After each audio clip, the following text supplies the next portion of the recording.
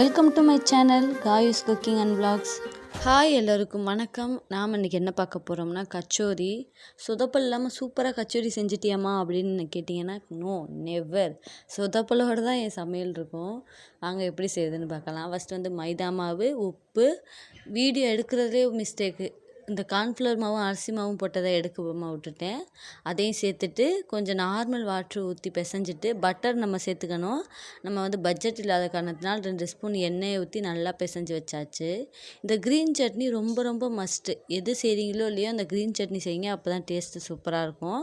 அதுக்கு வந்து புதினா, கொத்தமல்லி, பூண்டு, இஞ்சி, பச்சை மிளகாய் போட்டு கொஞ்சமாக தண்ணி ஊற்றி பேஸ்ட்டு மாதிரி அரைச்சிக்கோங்க. ரொம்ப தண்ணி ஊற்றி அரைச்சிடாதீங்க. அடுத்த மிஸ்டேக்குக்கு வருவோமா? இப்போ வந்து அரைச்ச பேஸ்ட்டில் ஃபஸ்ட்டு வந்து தயிரை ஊற்றி நல்லா மிக்ஸ் பண்ணிவிட்டு அதுக்கப்புறம் தான் அந்த அரைச்ச பேஸ்ட்டை போடணும். அது செய்வேனா நான்? ஃபஸ்ட்டு பேஸ்ட்டை போட்டு அப்புறமாட்டி தயிர் ஊற்றி அதை கிண்டுனா குட்டி குட்டி கட்டி கட்டியாக இருக்க மாதிரி ஆயிடுச்சு. நீங்கள் செய்யும்போது ஃபஸ்ட்டு வந்து தயிரை நல்லா பீட் பண்ணிவிட்டு அப்புறமாட்டி வந்து பேஸ்ட்டு போட்டு செஞ்சுக்கோங்க. அது கூட வந்து கொஞ்சம் சீரகத்தூள், சாட் மசாலா, தேவையான அளவு கொஞ்சோண்டு உப்பு மட்டும் போட்டுட்டு நீங்கள் வந்து மிக்ஸ் பண்ணிக்கோங்க. சாட் மசாலா போடணுமா அப்படின்னு கேட்டால் அவசியம்தான். ஆனால் வந்து நீங்கள் போடாமல் செஞ்சாலும் நல்லாயிருக்கும். நான் இதுக்கு முன்னாடி ஒரு தடவை செஞ்சுருக்கேன். அப்போ சூப்பராக நல்லா தான் வந்திருக்கு. பெரிய வித்தியாசம்லாம் ஒன்றும் தெரியாது. இப்போ வந்து நம்ம வந்து ஃபஸ்ட்டு செய்யாத காரணத்தினால் போட்டு கிண்டுன்னு கிண்டுறேன். அந்த கட்டி கரை வேணான்றுச்சு. அப்புறம் எப்படியோ கிண்டி மிக்ஸ் பண்ணி வச்சாச்சு. எடுத்து நக்கி பார்த்து உப்பு, அந்த சாட் மசாலா, சீரகத்தூள் எல்லாம் கரெக்டாக இருக்கான்னு பார்த்து நம்ம எக்ஸ்ட்ராவோ இல்லை இன்னும் கொஞ்சம் தண்ணி ஊற்றணுமா தயிர் ஊற்றணுமா பார்த்து நம்ம வந்து அட்ஜஸ்ட் பண்ணி செஞ்சு வச்சுக்கலாம். ஃபஸ்ட்டே செஞ்சு வச்சிடணும். அடுத்த மிஸ்டேக்குக்கு வருவோம். இப்போ வந்து நீங்கள் வந்து மாவுலே ஒரு மிஸ்டேக்கு என்னென்னா, நான் வந்து நல்ல மாவு வந்து 1 மணி நேரம் ஊறினா நல்லா சாஃப்டாக இருக்கும்னு நான் என்ன பண்ணேன், ஊற வச்சுட்டேன். ஊற வச்சுட்டு கொஞ்சம் நேரம் கழித்து அந்த பேக்கெட்டு கீழே கிடந்துச்சு. சரி ஓரமாக எடுத்து வைக்கலாம்னு எடுத்து பார்த்தா பேக்கெட்டில் பார்த்தா எக்ஸ்பிரி டேட்டே முடிஞ்சிருச்சு மைதா மாவு. எங்கள் அம்மாட்ட சொன்னேன், எங்கள் அம்மா நல்ல வேளை தின்னு முடிச்சுட்டு சொல்லலையே ஆயா நீன்னு அப்படின்னு சொன்னாங்க. அப்புறம் அந்த பிளானே கேன்சல் பண்ணிவிட்டு மறுநாள் தான் செய்யவே ஆரம்பித்தேன். இப்போ வந்து நம்ம பிசைஞ்சு வச்ச மாவை வந்து தனித்தனி உருண்டையாக வந்து உருட்டி வச்சுக்கலாம். இப்போ உள்ளக்கி வைக்கிற ஃபில்லிங்கு இதில் எந்த மிஸ்டேக்கும் பண்ணலை. இது ஆஸ் யூஷுவல் எப்போதும் போல் எண்ணெய் ஊற்றி சோம்பு போட்டு வெங்காயம் ஒரு 1.5 வெங்காயம் போட்டுக்கிட்டு அதுக்கப்புறம் வந்து கொஞ்சம் கருவேப்பிலை, அப்புறம் கொத்தமல்லி இதெல்லாம் போட்டு நல்லா வந்து வதக்கிக்கோங்க. இந்த உள்ளாக்கி வைக்கிற ஃபில்லிங் வந்து மோஸ்ட்லி வந்து மூந்தாள், அதாவது பாசிப்பருப்பில் செஞ்சுருந்தாங்க, இல்லாட்டி இந்த உருளைக்கிழங்குல செஞ்சுருந்தாங்க. நம்மளுக்கு உருளைக்கிழங்கு தானே உள்ளாக்கி இறங்கும், அதனால் அதிலே நம்ம செஞ்சுக்கிட்டோம்.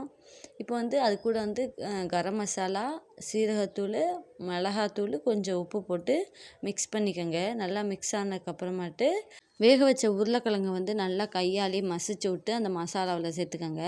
இப்போ வந்து ஒரு 2 நிமிஷம் மட்டும் அந்த மசாலாவிலே பரட்டினீங்கன்னா பச்சை வாடை போயிடும். அப்படி உங்களுக்கு பச்சை வாடை போகலை, எனக்கு போகலை, உங்களுக்கும் அதே மாதிரி போகலைன்னு தோணுச்சுன்னா ரொம்ப தண்ணி ஊற்றிடாமல் ஒரு 1/4 டம்ளர் அளவுக்கு வந்து தண்ணி ஊற்றி அந்த மசாலா வந்து நல்லா வேக விட்டிங்கன்னா பச்சை வாடை போயிடும்.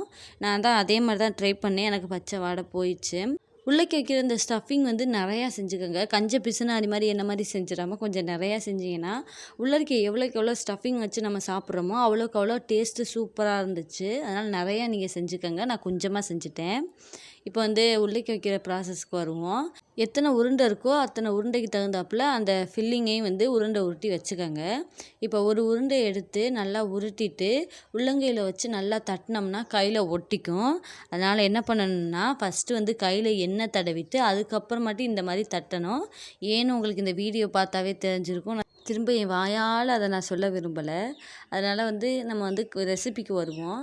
நல்லா எண்ணெய் தேய்ச்சிட்டு அந்த மாவை வந்து கையில் உள்ளங்கையில் வச்சு தட்டிட்டு நடுவில் மட்டும் மாவு நிறையா இல்லாமல் சுற்றிலும் மாவு நிறையா இருக்க மாதிரி தட்டிட்டு நம்ம எடுத்து வச்ச ஃபில்லிங்கை வந்து உள்ளே வச்சுட்டு நான் அந்த வீடியோவில் காமிக்கிற மாதிரியே ஒரு சைட்லேருந்து அப்படியே மெதுவாக மடக்கி திரும்ப நம்மளுக்கு எந்த சைஸில் வேணுமோ அந்த சைஸில் வந்து தட்டிக்கோங்க.